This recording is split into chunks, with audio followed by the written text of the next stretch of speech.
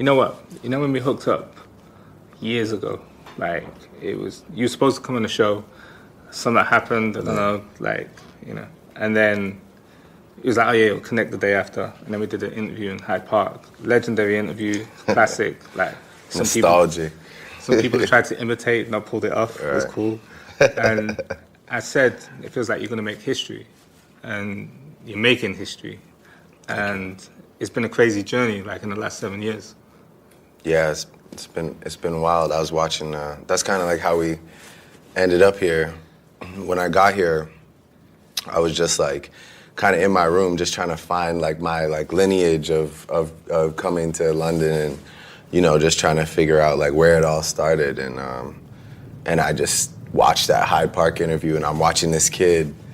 You know, it's me, but I mean, to me, it's a kid that just like, you know, is just trying his hardest to, you know, answer questions in the best way possible. And, you know, just the fact that we were just walking around as like me, you, and a microphone and a camera.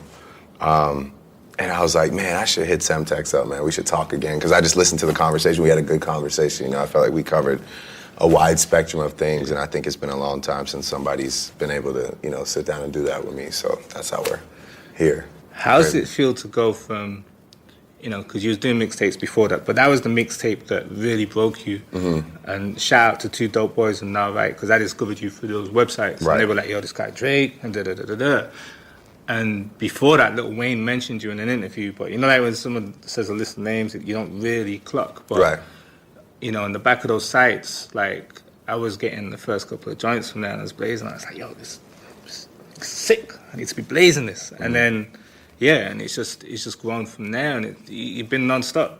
Like it's crazy. Like, yeah, I mean that was an amazing time for all of us. You know, I mean we still got the day ones.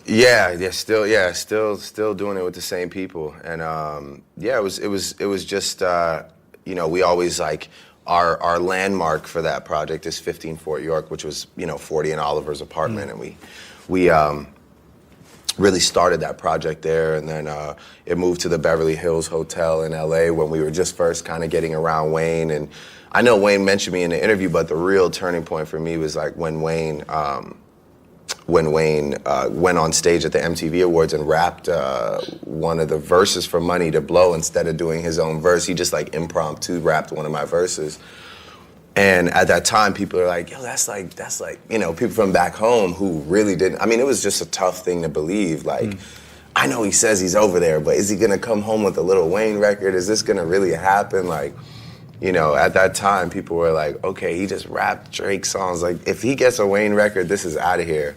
And that was like when I was able to come back off those trips with Ransom. You know, I went back home with Ransom, which was the first time I had ever got a Lil Wayne verse. And, you know, from there, I had a bunch of songs that I had recorded at the studio called Hot Beats. And Wayne just got on all of them, like Stunt Hard and Forever was one of them, early. And yeah, and then we just, you know, we started crafting that first project, and using the input of two people who, again, I still work with to this day, and my music wouldn't be what it is without them. That's Oliver and 40, which, you know, it's funny, we're sitting here talking, and they're back in Toronto executive producing More Life. Oliver's executive producing it, and 40's obviously always involved, but kind of just a full circle moment for us, because Oliver had so much input on So Far Gone. So I was like, man, you know, it'd be nice to do something, me and you again. So I gave him that task. So he's at home piecing it together. But yes, it was a great start, and from there it just became a wild journey that I guess we'll talk about. You know, a lot to talk about. More talk. More talk. Yeah. And seems as though we're right at the beginning. We're talking about Lil Wayne and so forth. I was in Amsterdam, and Lil Wayne was like, yo, I'm about to do this thing with Young Money. We've got all these guys like J Mills, Good, and Nicki Minaj, and this kid from the Grassy High, like, yo, he's crazy, da-da-da-da-da. Yeah. And because we didn't get the Grassy High in the UK, I was like, oh, okay. And he says, but, yo, he's been writing on the Detox. So I was like, wow, because that was like the mythical album. And, you know, Dr. Dre, crafting the Detox, like, you got to be about your business to be involved in that or to be in the studio. How did you end up from doing a TV show to working with Dr. Dre, like writing for him on the Detox? It's taking it back. Yeah, it's taking it back, yeah. I'm actually usually not good with these taking it back moments, but I remember this one vividly. But yeah, I was on the show, and while I was on the show, I started getting less and less, character time because of the fact that everybody was taking a notice to just the fact that I was more focused on music. And at the time, I actually had a studio that was right by the film studio for Degrassi. So I ended up working out a deal with like the after hours staff where I would leave work, go home, get my stuff, which was like, Degrassi was all the way in the East End, which is like Scarborough. That's like a place, like an area of our city. I'd go home all the way back to the city, get my stuff, come back to the studio, I would record, and then around like 4 or 5 a.m., I would sneak back into Degrassi. They'd let me in, and I would go to sleep in my dressing room. Wow.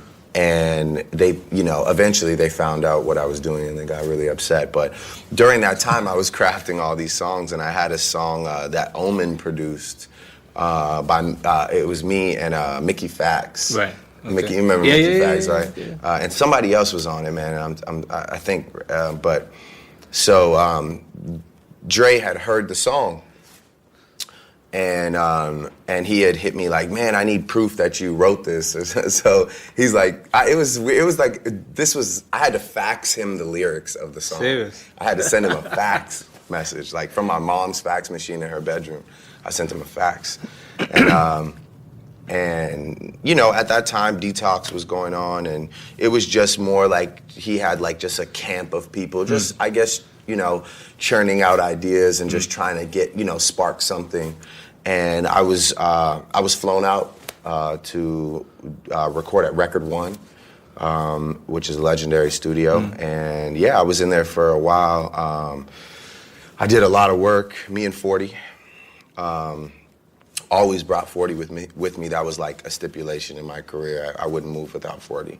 So brought 40 and got to meet a lot of great people. Obviously got to work with Dre. It kind of all came to an end when Dre gave me, he brought me into his office. He's like, man, you're doing really good work. And he gave me a $10,000 check. And it was the most money I'd ever had in my life. And at the time I was in a relationship. So I got the money and I like called my girl and I flew my girl down to LA and I was like, oh, we could get a hotel. This is crazy. Like, it was just a joyous moment for me. And I had missed studio, or I had done something wrong in the I had let my mind deviate from work and I had missed something. And next thing I know, I was sent home, and that was kind of it. That's crazy. And it was a huge life lesson for me, and I still have that. Actually, when Drake came out at the Forum, I brought him the $10,000 check because I had saved the actual hard copy of it, even though I got the money for it. Yeah. They let me keep a copy of the check.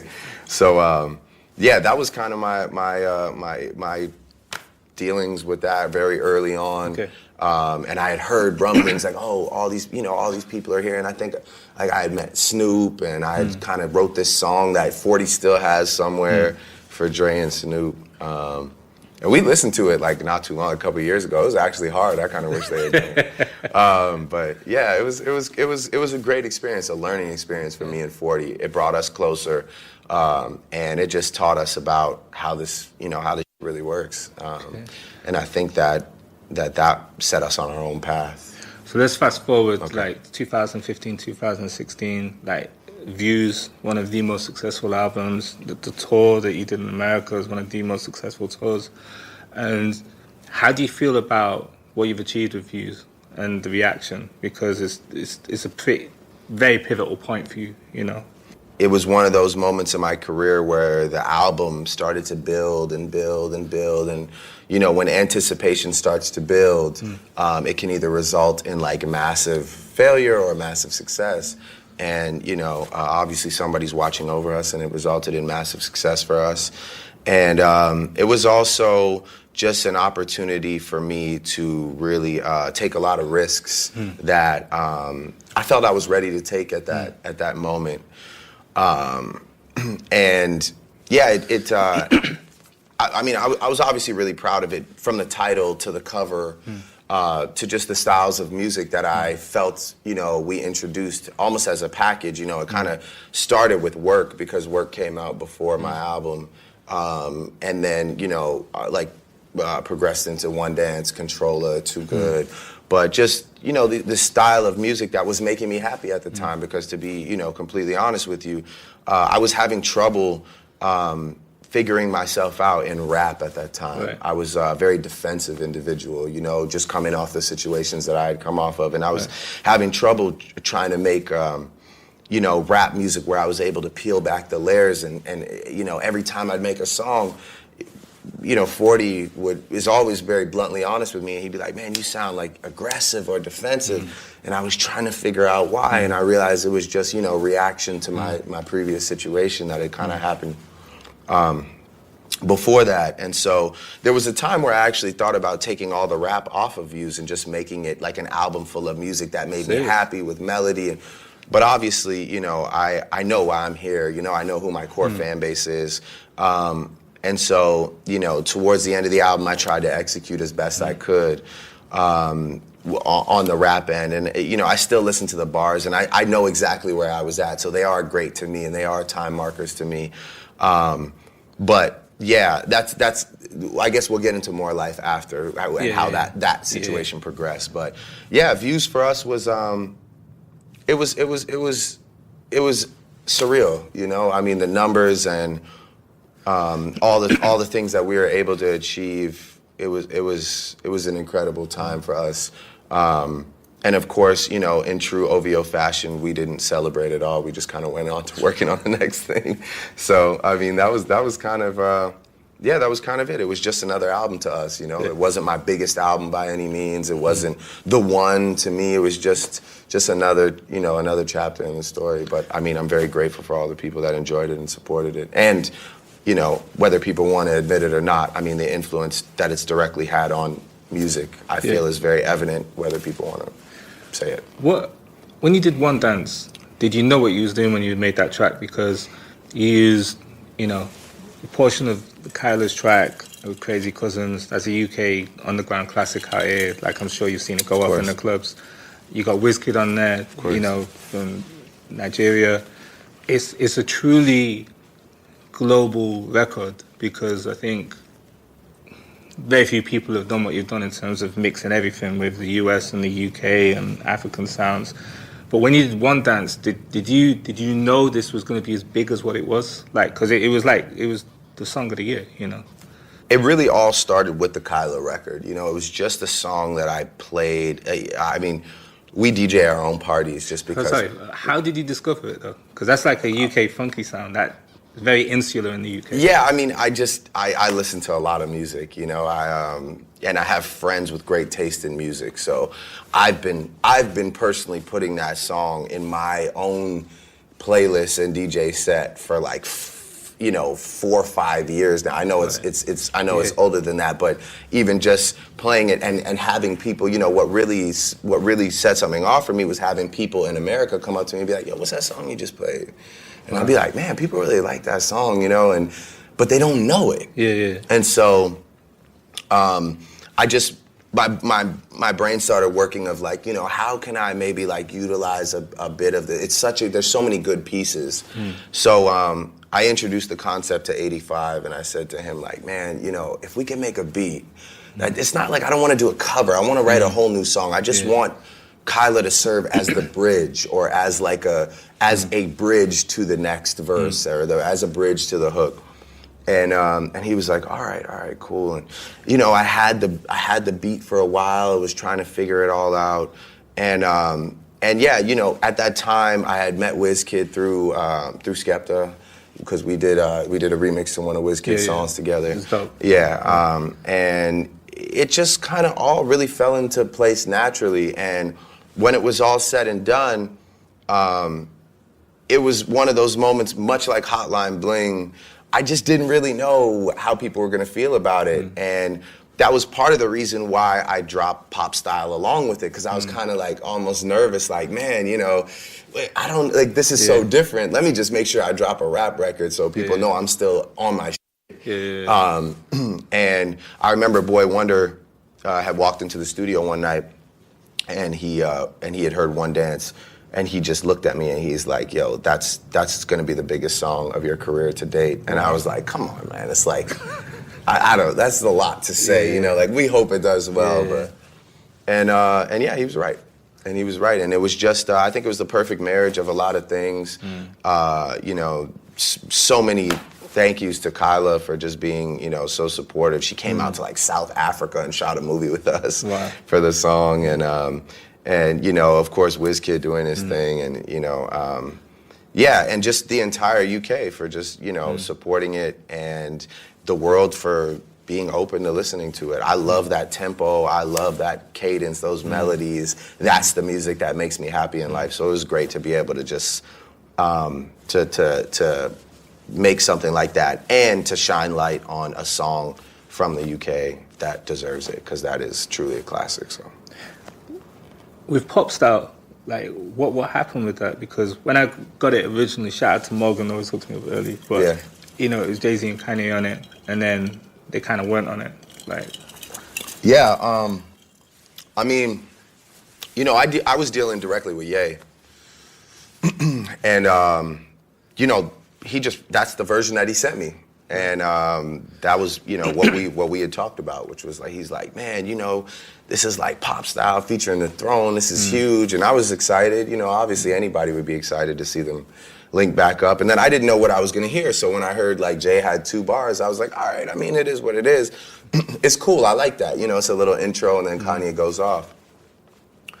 And then, you know, I'm not really sure the details between that, how that conversation was miscommunicated, or what they were going through at the time, or, you know, what anybody felt towards me, or whatever it was. I'm not really sure, but next thing I knew, it just became a bit of an issue.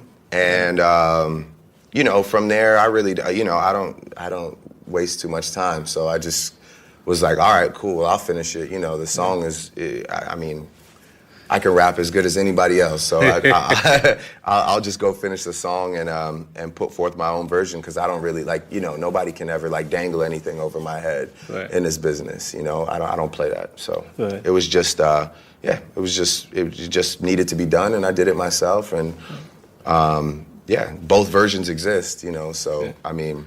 And when Kanye comes out to do it at the shows, it goes crazy. And I know he was really upset, because you know, at that time we were working together pretty heavy, and he really wanted to be on the record. But you know, I mean, on the Pablo tour, you know, he said a lot of things that's well documented. But he was also saying about, you know, before the last show, he was talking about how he was sick of not being able to do certain things or whatever, and he was saying everyone should just come together and make music. You know, it's gone from label politics. Is it digital politics now that prevents things from happening?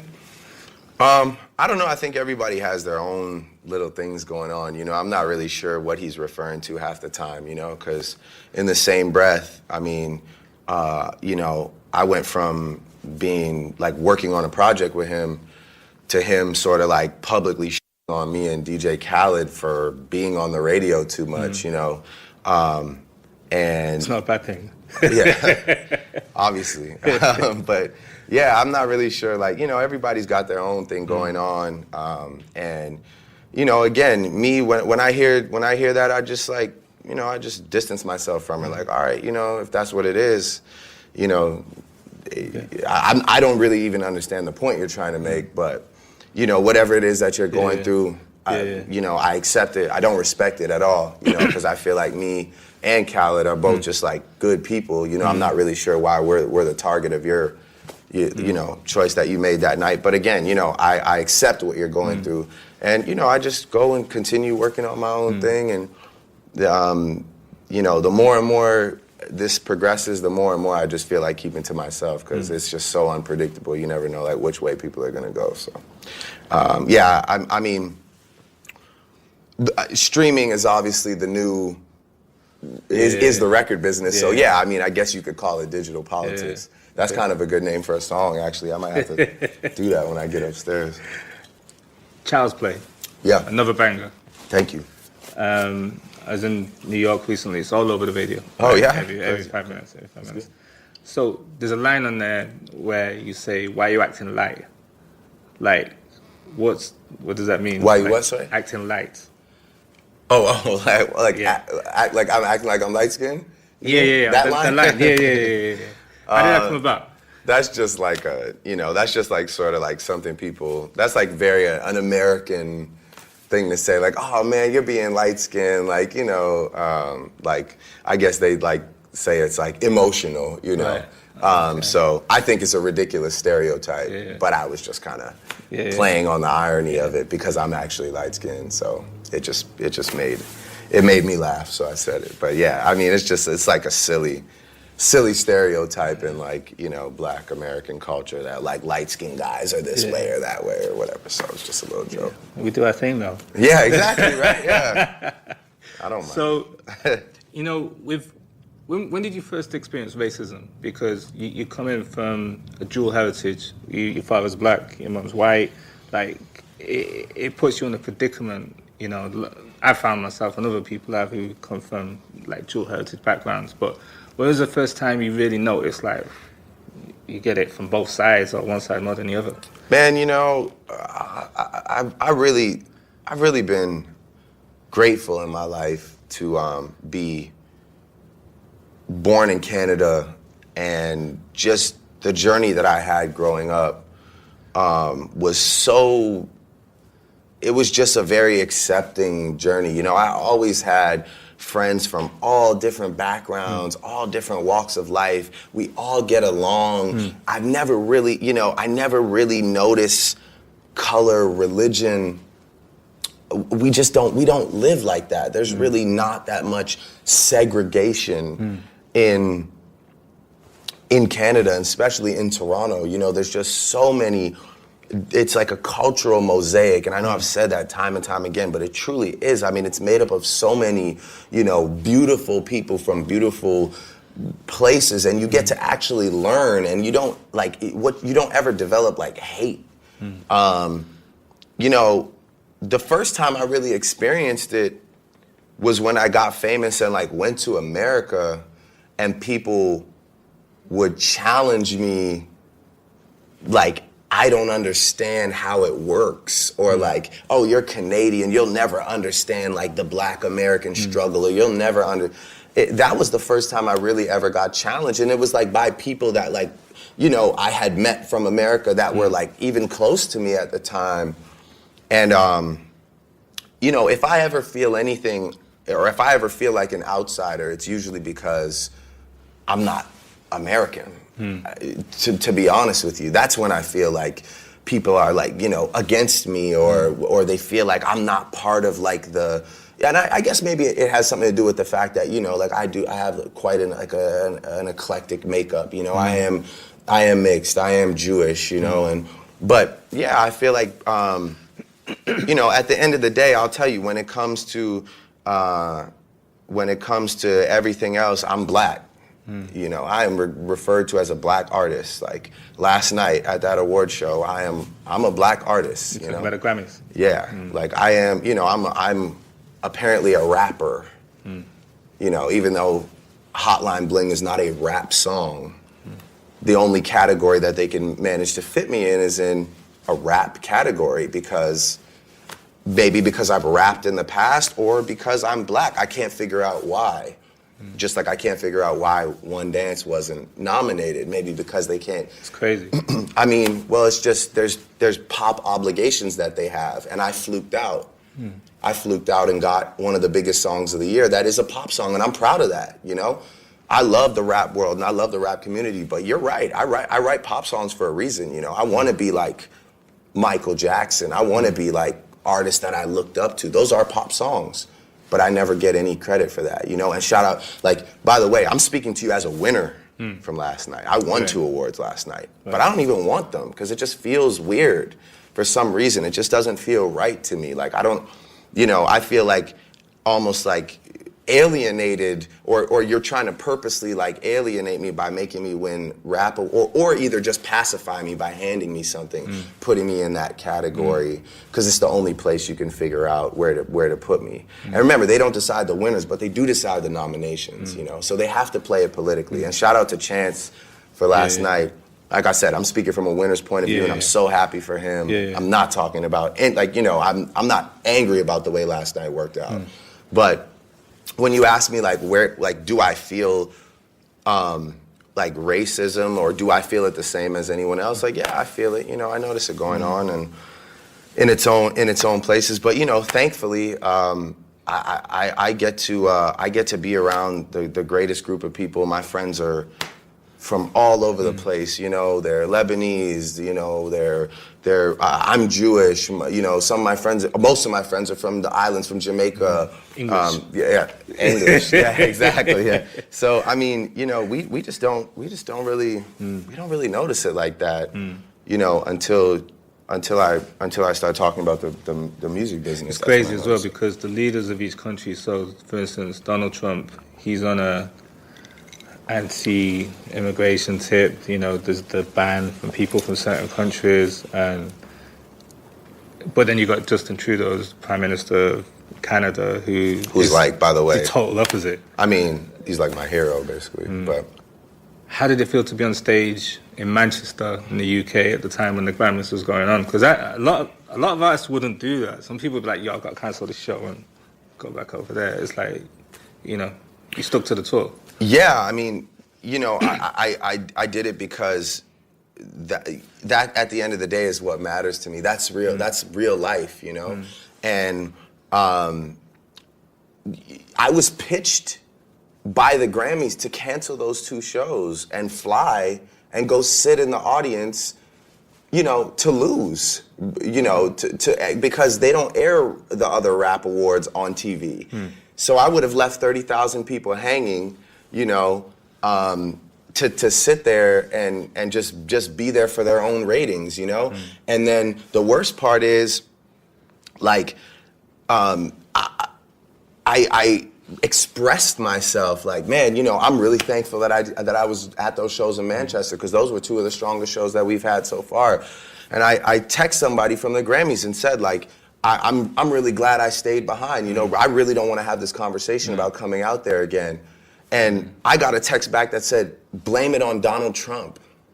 I'm not going to say who it is that I'm texting, but this is like the institution that we've been conditioned to think that this is the true reward for our accomplishments, for our music. And by the way, if you had a night like Chance last night, he deserves it. I mean, for his friends, for his family, for his collaborators, it's amazing when they champion you. But all I'm saying is, to kids that will be coming up in the future and might not get championed or might not get that moment, that's okay too.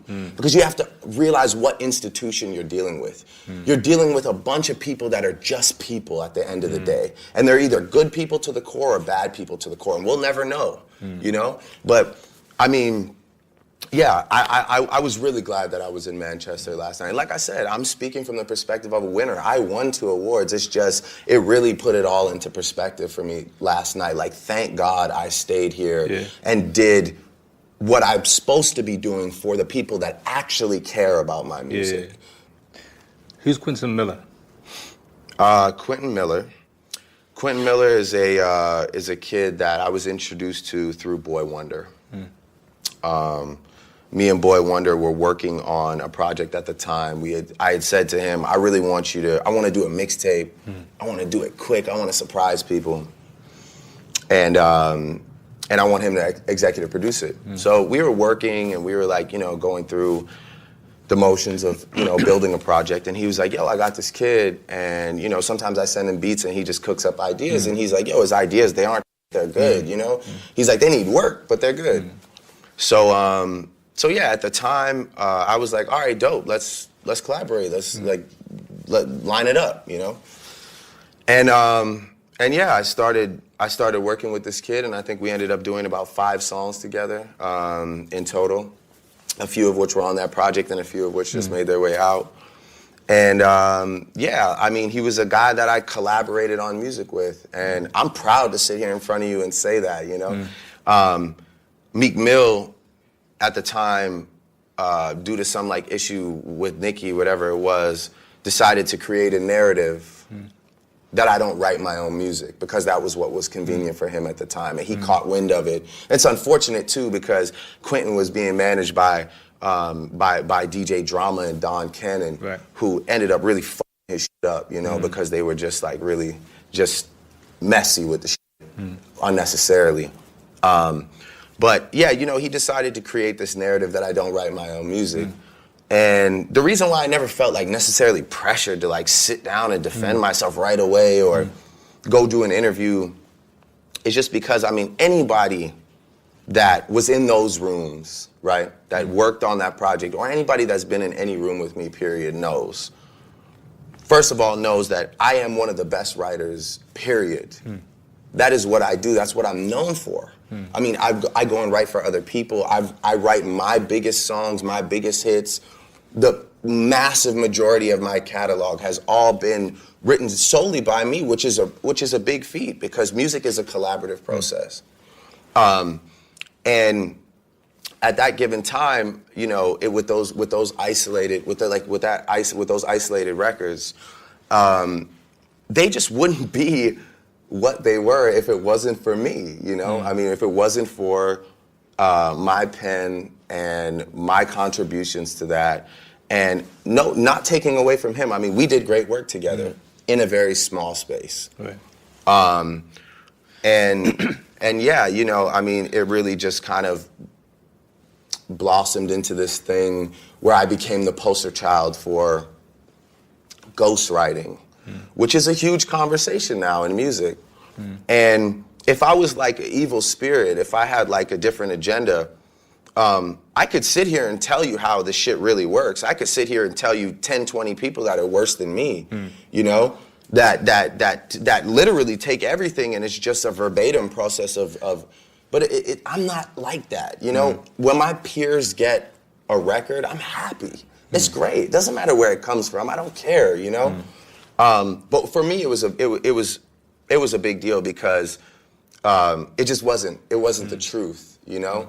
And like I said, but if I have to be the poster child for it, and if you choose to after like finding out about that situation, discredit my entire catalog or my career, or you were gonna discredit me anyway, so you may as well just go forward with that. And I've like come to peace with that, you know? I mean, but yeah, I really when it came to that whole writing situation, I never felt the urge to like have to defend myself, because if you ask about any of the biggest Drake records ever, I've done them all. And if you ask about those Quentin Miller sessions, I was there, you know? I was working.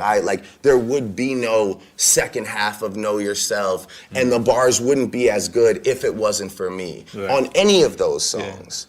You know, and we sit down and we talk about cadences and we talk about which lines to do and whatever, and that's just what a collaborative experience is. And if people are that naive and they think that doesn't go on in music, then you're out of your mind, you know? But because it's me, it was the first chink in my armor that people were like, oh, we got, you know, we got him. DJs were happy. There's certain people that carried away with it. Well, you know? And that's the thing. And some like, DJs. Yeah, exactly. And that was the thing too. It's like, it really made me realize like how deep this shit really goes, because, you know, there were like these references from our sessions when we'd work together. No context to those references at all, but they existed, you know? And that taught me a valuable lesson as well, which is just like, man, I can't trust anybody. You can't leave the studio with nothing. You know? And like I said, like, you know, it was really DJ Drama that got a call from somebody higher up. At that time, you know, he didn't have the backbone to say no to this person, and he was like, yo, my guy's getting roasted. You got to give up. You got to give him some ammo to keep, you know, we got to keep Drake down. And that was really when I realized like how deep this really is. And And yeah, I mean that whole situation, it was what it was, and I can sit here right now. You could interview Meek, and you could ask him if he thinks it was worth it. I bet he'll tell you no. How did it feel, to see it play out with Meek? And I'm asking this now not because I'm trying to instigate it or cause more trouble or anything, but just as a fan and as a DJ seeing it unfold, like for both artists, like yourself and Meek, it was kind of crazy because it was like, I think as fans we all thought everything was cool, and then Meek comes out, and for you personally, though, how did that feel? Because you've been on tracks with him before, the Amen joint and other stuff, I mean, it's just a pattern in my career, there's just this one-sided switch that happens with people. I don't understand it. You could ask me about a bunch of people in this interview, and you could literally ask me what my problem is with them, and I'll tell you, I don't have one. I watched him say that it was about posting an album or some show that I found out about the day before that I couldn't get to in time. It's not about any of that. When somebody makes a decision to say, all right, everybody's supporting this guy, maybe I should be the guy to go against him. Or they just have a series of events that gets them aggravated enough to do that. That's what happens, And unfortunately, on display for the world, that was a terrible, impulsive decision because you weren't ready. And in my mind, I study the game, and not only that, but I'm a very calculated thinker. I'm sitting here thinking you're ready for it. I was sitting here, like my mind was going 1,000 miles a minute. I'm thinking this goes so high up that I'm about to see the craziest shit I've ever seen. I didn't know who was gonna be on a diss track with him or what he had ready. I thought this was like 3 months in the making, and I'm just like getting blindsided. And then when I dropped Charged Up, just to see just to kind of see what the preparation level was, I realized I was like, oh wow, you're not ready. This was like really your just emotions about something. I don't even know what it was, but this is just your emotion. Okay, now that was the moment where it was. I remember I was in the studio and. I was working on some beat. I knew I had to do something, I knew I had to retaliate because I realized he was unprepared. And when you realize someone is unprepared, you have to strike. And I was in the studio, and it was like some kind of like rap beat, I probably would have gone like 80 bars on it. And somebody that's very important to me said to me, listen, if you're gonna do this next move, you have to finish it forever, and he has to live with it forever. That means he has to hear it all the time. It can't be some. And I was like, Who said that? I can't. I can't. It's great advice, though. A true champion said it. I'll put it to you that way. It's not some it's not one of my friends. Like a real person that like goes to war and like wins all the time, like a true champion. And that was when I just switched it around, That was around like midnight, and this kid walked into the studio for the first time, and played a beat, and the beat was too slow. And I told 40, man, I like the drums, speed it up like about 15 BPM. And when he sped it up, he just sped the whole beat up. He didn't just speed the drums up. And that was when I just heard like and I was like, oh man, I was like, all right, this is it. Yeah. And by 4:30 in the morning, the record was out, and that was pretty much it. It was over. Back to Back was brutal. Like line for line, you made it a club classic. Like girls sing along with it, you know. But the biggest thing was because I don't have real hatred for him. The key was like, first of all, my biggest focus the entire time was I cannot disrespect Nicki Minaj or use Nicki Minaj in any way other than to lift her up. I just, that's not in my character, I didn't go the route of calling him a bunch of terrible names, and I just used wit. I just used wit and good writing, ironically enough, great writing, to just win that situation, obviously, yeah, the beat the beat was perfect because it lived in the club. It didn't live, like, it wasn't like, oh, have you heard this? And then you listen to it 2 times and you dismiss it. No, like, people have to, like, DJs have to take a hit when you're hosting a party because they can't play the biggest record of the night because you're standing there. Yeah. You know, it hurt. It hurt, and I wanted it to hurt, you know? Yeah. I really did. Because it wasn't just like, oh, man, you know, I could take a lot of things, a lot of criticism, a lot of, like, you know, negativity. People say terrible things about me, and that's fine. You know, that is just, unfortunately, this very sad generation we live in where, you know, people get off on, like, bullying people on the internet. And so I can take all that. But, man, you really tried to, like, and you know how good I am at writing music, but you really tried to not only spin the entire narrative of my career, but, like, end my life and, like, take food from my family and, like, really try and, like, pretty much end it all. And you didn't even do it through music. You just talked or tweeted. It was like sickening to me. Like, I had to really get revenge on that situation. And like I said, you know, like, I respect revenge when it's warranted, and that was just warranted, you know, and it was what it was. And it's not something, like, again, it's not something that I'm proud of because it took just as much of an emotional toll on me. I mean, maybe not as much as it did on him, but it took an emotional toll on me. You know, it's just a lot. You know, you always got to hear about it, and you know, even just seeing people get so riled up off negativity, it didn't feel great, but it just was what had to happen at the time, and yeah, I guess that's just kind of rap is a sport, you know, and finally, I've always said the problem with rap is we never have a trophy at the end of the year or any stats to prove. Finally, it's just like a clear win, you know, and it you know, that was the only part about it that felt good, was like, I finally got to compete when I was doubted and win. And that was like, you know, that was pretty much the only positive of it. But the rest of it was just all trash, man. It was like, it was just embarrassing to witness, you know. And if he had, like, revealed some huge thing, you know, you would have heard a lot more people like peers of mine, like, chime in. I mean, you know, I think every single person that I've ever worked with or shared studio time with knows how hard I work, man. And, like, to try and discredit me for that is, you know, it's crazy. I mean, that's just what I'm known for. That's what I do, you know. So Jay-Z and Nas, they said some savage things about each other, like, you know, and it's been brewing for years, like, back to back. There's a lot of subliminals that was going on. Now they're friends. Now they work together. Do you think you'll ever see a situation like that of yourself and Meek, like, time heals all wounds? Well, Jay-Z and Nas said some crazy shit about each other. Yeah. I mean, they went really deep and personal. Yeah. Our thing wasn't that bad.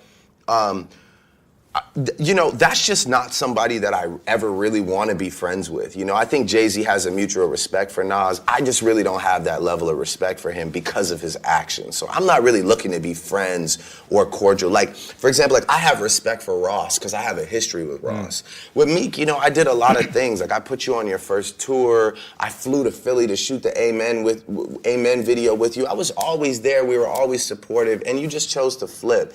So it's just more like, let's just go, like, it's over, let's go on with life. You know, I even, like, out here, like, I don't even perform back to back. It's not even, like, it's not really, it's something that happened, and it is what it is. Unfortunately for him, it's a part of history, rap history, but at the end of the day, it's really something that's over and done with.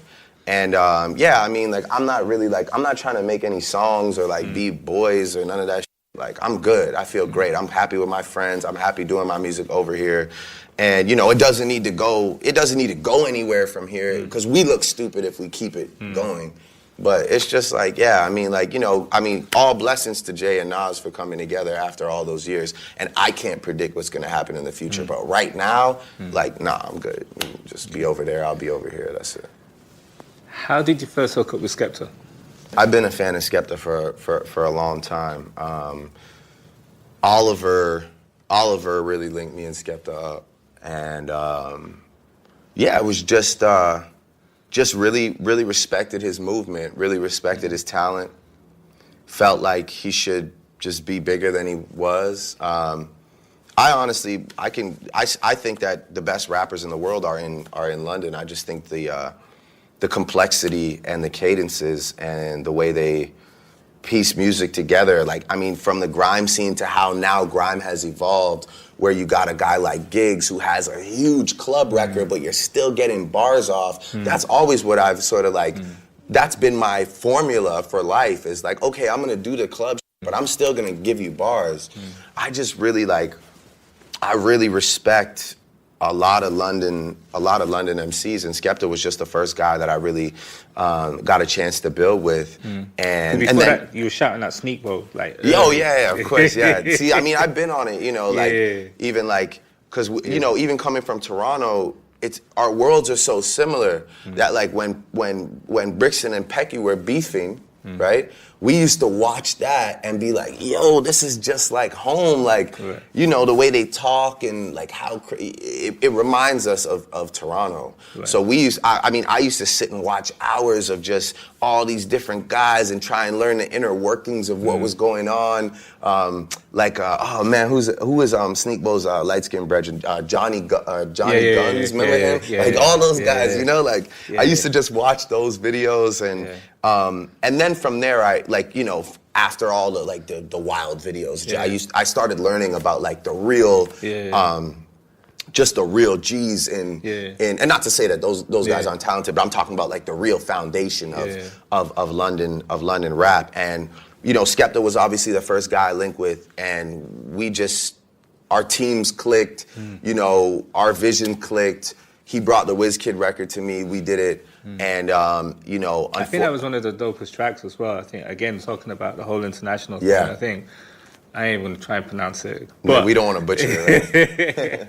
But it's you know, I think Skepta did one of his hottest verses, and the way that it was like the conscious, like, thing that he was saying, you know, about the way people were portrayed on TV back in the day and everything. I think Drizzy, WizKid, Skepta... But even big up to Skep for like even just like when he brought that to me, it really kind of like, you know, I can honestly say like I don't know if my mind would have been as open to a One Dance or a Controller if I hadn't have done that record with Skep and been like, okay, I rapped on that record, or like kind of like sort of rap sang on that record. But yo, I could get on one of these tunes and actually like, yo, this is our music. Like this is we're all intertwined. You know, Afro beats, Toronto, the Jamaican culture, dance hall, London. You know, so that like, you know, I gotta hail Skep for that, because, you know, that was a turning point for me. And it's funny because I just recorded Hotline Bling in a hotel room right before I recorded that Skepta verse. So I did both those in the same night. But yeah, you know, it was a big thing. And then, you know, at the time, unfortunately, Skep's brethren had passed away, you know, Lukey. And we just kind of like found solitude in each other. And, you know, we were just supporting him, and, you know, from Wireless to OVO Fest to making the OVO shirts for his boy. It was important to us, you know. Skep was really important to us.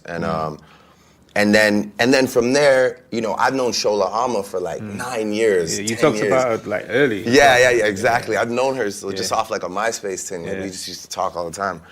And so like just like I was a fan, not like that. I was a fan, man. I was a fan. Imagine remix. That was my shit. Shout out to Craig David too. You know, that was like big influences. So, you know, I remember I was out for dinner with Shola one night, and she's like, "This is like it was a while back." She's like, yo, like I know you know, but like, yo, do you know about Giggs? Like, do you know about Giggs? Do you understand like how many like crazy legendary records Giggs has and like how ill he is at rapping? And that was when she played me Talking the Hardest for the first time. And my mind was just blown, man. I was like, yo, these guys are too good. It's crazy. And so, I just made it a point to shine light on as much as I can. That's what I'm here for, you know. I'm in a really, really blessed position, and people like again, because of all the bullshit, people try and like flip everything on me. Like, oh man, you're like you got gigs on a record, you're just using the culture. It's like, nah, man, I'm showing love, bro, to these guys. You can ask Gigs.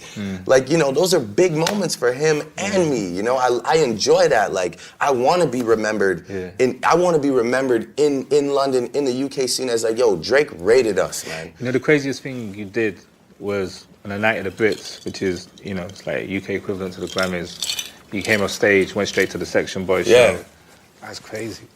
But that's just something that, like, you know, Skep was like, yo, I'm going to Section show. And I just performed with Ree.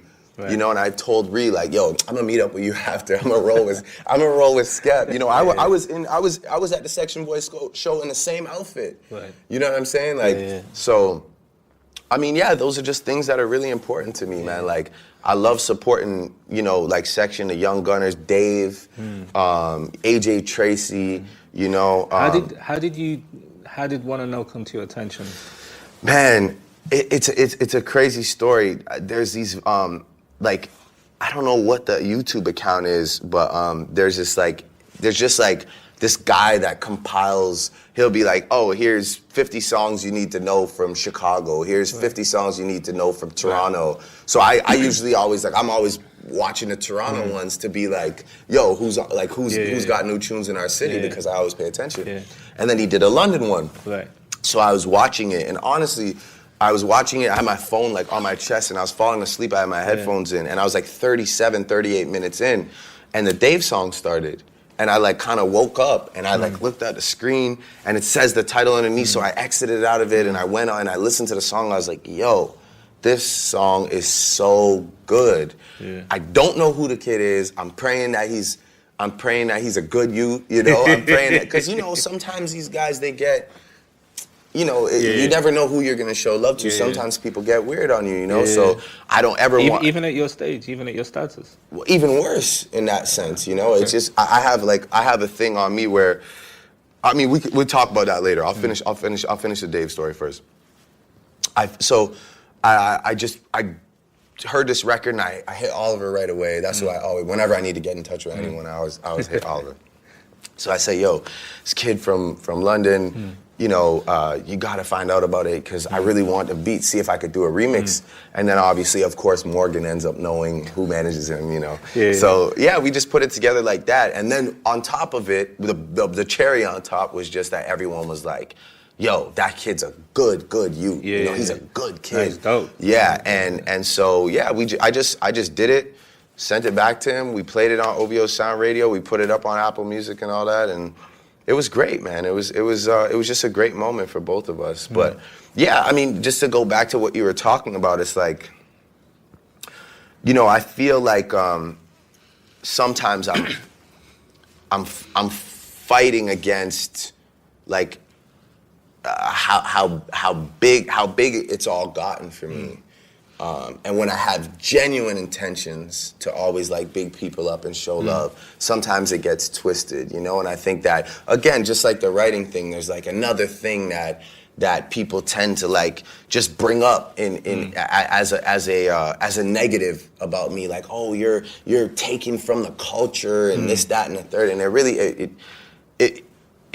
that bothers me as well, because it's like, people go so far, they reach so far. Like the other day, you know, I dropped the song with Gigs, and I'm seeing all this shit on my IG under like some random picture of people being like, you took this kid's flow or whatever, right? So I'm just like, yo, what's happening to me right now, you know? So I'm sitting there, I'm trying to read, like figure out who they're talking about. I find out who they're talking about. Is this the Extension guy? I don't even think that's how you say his name. But yeah, that's I tried to practice. They call him Extension. X. So anyway, I go and I find what song they're talking about, you know, and I listen to it. I'm like, okay, I see where people could draw like this comparison off of like the first two lines, whether it be the cadence or the rhyme pattern or whatever, you know, and I'm just like, yo, it's crazy that people think that after all this time, after all I've been through, that I'm the type of person to go some song that's on SoundCloud. It doesn't have like 2 plays. It has plays. You know, he has this cult following, and go and think that I'm gonna like take that and make it my own. Like, I'm not stupid. I'm not like a person like that. You know. So it just. How's it feel to be at the top of the game now? I don't know. You've done it.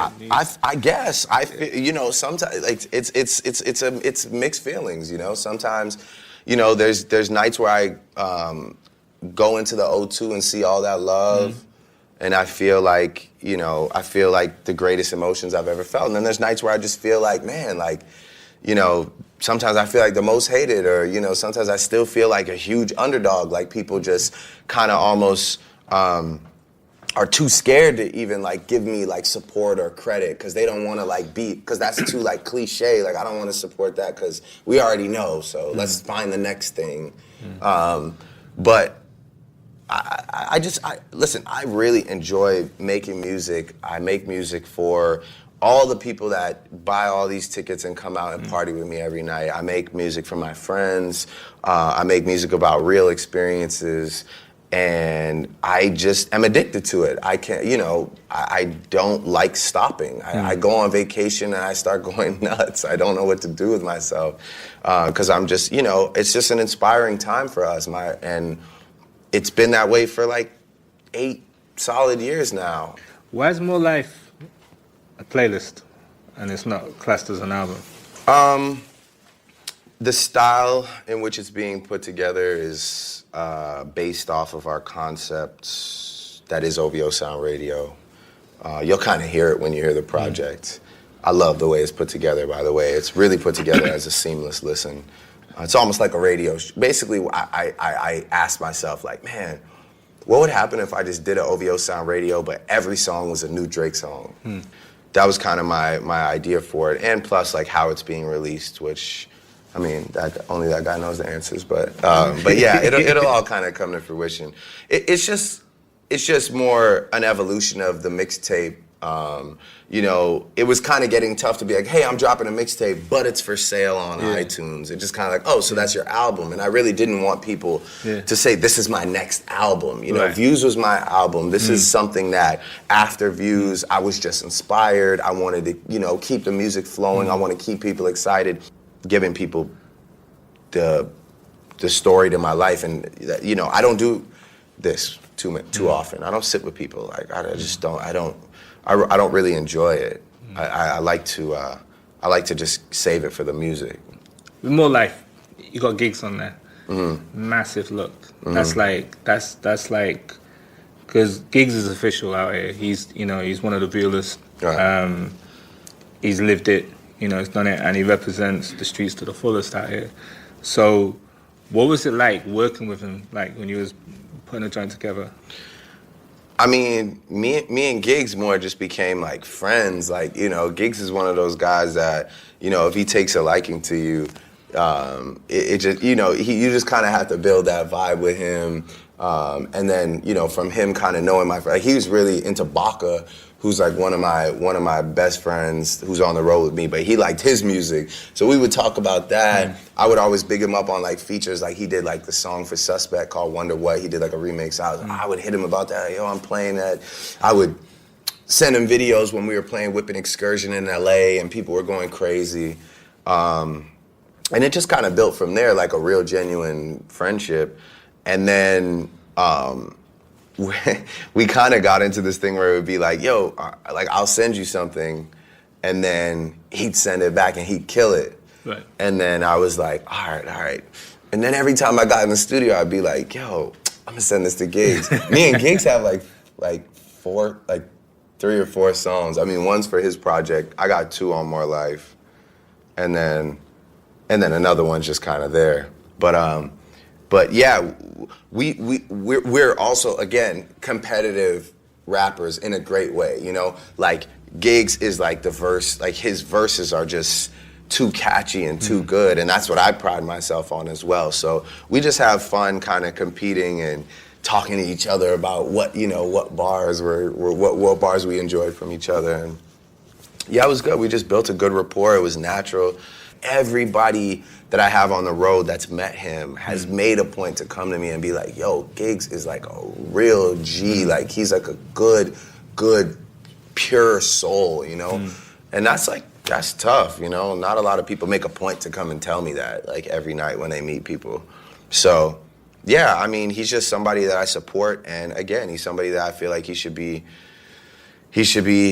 one of the biggest rappers, as big as he could possibly get. So I'm just gonna do everything I can to try and make that happen, you know? And he's doing it all by himself, basically. You know, with the music, you're killing it. It's like you've got the Midas touch. Everything you're doing is popping. And, you know, it's the same goes for OVO. It feels like a very real, you know, organization. I don't want to sound so corporate, but like what you guys do and the teams and the people involved. We're a firm, like real, you know, like the old, like we're like an old English firm, like, you know, like the Britain, like the firms in Britain. That's what we consider as. How do you feel about the impact of OVO Radio though? Because I think out of, you know, Beats One, that's had the most impact as a show. Like, that was an appointment to listen. I know people who were like, yo, got you. Like, yo, did you hear that? Yo, it's on OVO Radio, you know? Like, it was like, I know people who play the rips from the show, like, just with the ident. So it's almost like it's almost like mixtapes from back in the day, like a Clue mixtape or something. It's like, it is crazy the impact that you're having, and it's truly international though. You know, I think hip hop before it's always been very, you know, US is the home of hip hop, US centric, but you guys have opened the doors to like the whole world, and there's a shift, I think, in the acceptance of music from other countries, and I think you guys have played a big part in it, you know. OVO Sound Radio was like the first of its kind, you know. That's why, like, you know, Future set up the situation for us with Jimmy and with Apple, and yeah, it was just, you know, the OVO blog. I don't know if you remember the OVO blog that we used to run, but that used to be kind of like our headquarters. I got my tracks from that. Yeah, that used to be our headquarters, and that used to be kind of where we could really share exclusive thoughts, exclusive music with people, and it became a hub to check in with.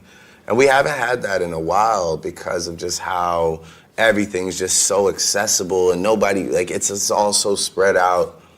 And I think OVO Sound Radio, like, you know, I think you summed it up perfectly. It's like you got to make an appointment to listen because you just really never know what you're gonna hear, and it's a great feeling. I mean, we all gather around and listen. Like, even especially when we know we're playing new music, we all sit there and turn our phones on, no matter where we're at, and listen. And it just makes it fun again. It just reminds you of those mixtape days. It reminds you of those like exclusive like New York radio rap days, and or even out here like when they break a song on the radio. It's just it's something that's fun. It's something that brings people together. And I know now like they have a bunch of different people with different shows, and you know it's going really well for them.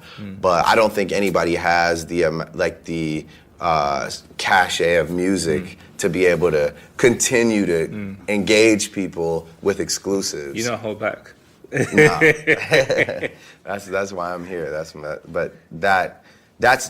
like, you know, I feel like that's the true blessing of OVO Sound Radio is, you know, we've got so many artists that are always willing to fire something off. You know, if it's not me, it's Party, it's Roy, it's Majid, it's Division. You know, and if it's not them, then it's just some like guys from our city that we want to be known, or it's like, you know, people that link us from London, like, yo, we have a new tune, can you just, and I like that, you know, people hit us up like, yo, I have a new song, can you play it on OVO Sound Radio? And it means a lot to get a text like that, because it's like, wow, you know, you could debut it anywhere you want, really. And it's nice to know that our platform is respected, and that me and Ollie always kind of told ourselves like, yo, those episodes have to be collectibles, man. Like someone has to put those all together one day and just kind of be like, yo, like these, like those are like moments in time, you know? And yeah, it's been a really exciting journey. It's a lot though, you know, I mean, it's every 2 weeks, so. I do every week. Yeah, I mean, but you don't make music though. That's the difference. True. You got to play other people's music. We got to find we got to find reasons to keep people listening. So, Yeah, it's quite a task to take on, but you got to keep them engaged. You got to drop frequently, but it also has to be music that has longevity. You know, it can't just disappear in 2 or 3 weeks or